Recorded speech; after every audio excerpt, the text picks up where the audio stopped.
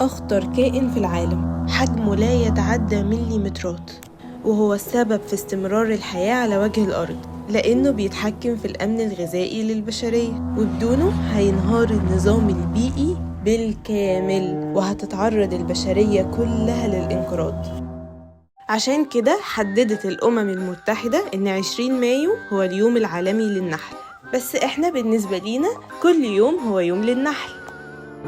النحل مش بس بينتج عسل طعمه حلو ولذيذ، النحل هو أهم ملقح للنباتات على وجه الأرض، بيلقح حوالي 80% من المحاصيل، ودي قيمة أكبر بكتير من مجرد إنه بينتج منتجات مختلفة. وعشان مهنة النحالة من المهن اللي من واجبنا المحافظة عليها، بنسعى دايماً لتربية جيل كامل ليعي أهمية نحل العسل. وده بالظبط اللي بنعمله في ورشة النحال الصغير، اللي بنتعلم فيها أهمية نحل العسل وكيفية المحافظة عليه وتربيته بالشكل الصحيح وكيفية إنتاج العسل، وده بيخلق إحساس بالمسؤولية عند الصغير والكبير.